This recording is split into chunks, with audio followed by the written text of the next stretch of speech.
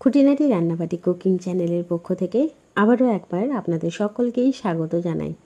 আমি সুইটি আবারও চলে এসেছি নতুন একটা সুন্দর ভিডিও নিয়ে।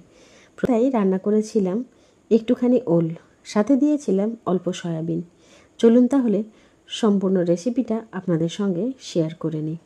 একদম ছোট ছোট সাইজের কেটে প্রথমেই জল দিয়ে সেদ্ধ করতে বসিয়ে দিলাম।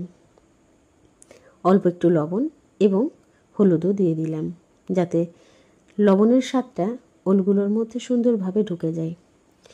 কথায় আছে না, ওল খেও না ধরবে গলা।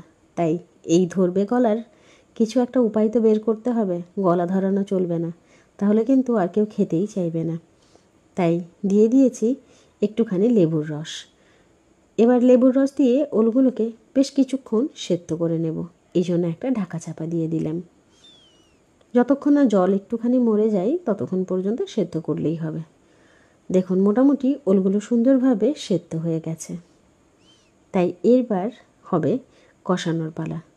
রান্নায় যদি এই জিএসটির কথা বলি তাহলে কিছু মন্দ হবে না।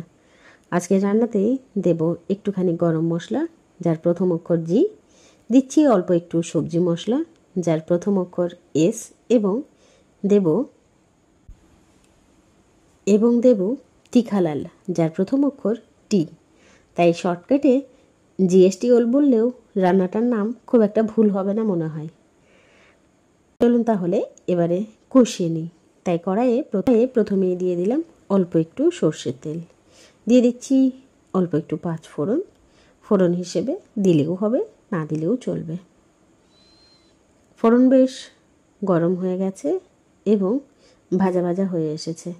তাই এরপর দিয়ে দিচ্ছি কাঁচা লঙ্কা, দিয়ে দিলাম অল্প একটু হলুদ, সাথেই দিয়ে দিচ্ছি আদা, কাঁচা লঙ্কা এবং টমেটোর পেস্ট। এবার পুরো ব্যাপারটাকেই সুন্দরভাবে নাড়াচাড়া করে একটু কষিয়ে নেব। কষানোর ধরনটা হবে যতক্ষণ পর্যন্ত না তেলটা মশলার মধ্যে ভেসে উঠছে ততক্ষণ পর্যন্ত, তবে বেশি না কষালেও চলবে। অল্প একটু নাড়াচাড়া করেই দিয়ে দিচ্ছি সেদ্ধ করে রাখা সমস্ত ওল। দিয়ে দিচ্ছি ওই যে শর্টকাট জিএসটি মশলা। এবার সুন্দরভাবে নাড়াচাড়া করে সমগ্র ওলটাকে ভালোভাবে ভাজা ভাজা করে নিচ্ছি। দিয়ে দিলাম অল্প একটু সয়াবিন। সয়াবিনটা না দিলেও চলতো, তবে আমি এখানে সয়াবিনটা দিয়েছি, মনে হলো রান্নাতে একটু তেলের পরিমাণটা বেশি হয়ে গেছে। বেশি তেল খাওয়া আবার স্বাস্থ্যের পক্ষে ভালো না, তাই কিছুতে একটা উপায় করতে হবে। তাই সয়াবিনটা অপশনাল হিসেবেই দিলাম। এতে স্বাদও ভালো লাগবে এবং রান্নার মধ্যে একটা টুইস্ট ব্যাপার আসবে। যে সমস্ত মানুষরা ওলটা খেতে চাইবে না তারা নিশ্চিন্তভাবে সয়াবিনটা সুন্দরভাবে খেয়ে নেবে। এবার দিয়ে দিচ্ছি অল্প একটু জল। জলটা বেশ সয়াবিন টেনে নিয়েছে এবং সয়াবিনটা বেশ শুকিয়েও গেছে। ওলগুলো তো আগে থেকেই সেদ্ধ করা ছিল।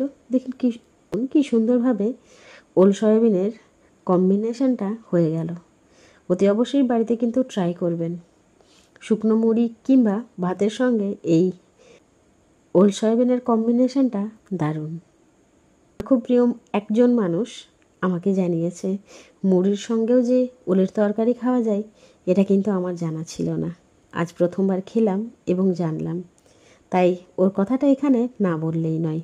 নামটা আজকে নাইবা বললাম, অন্য কোনো একটা ভিডিওতে অবশ্যই শেয়ার করব।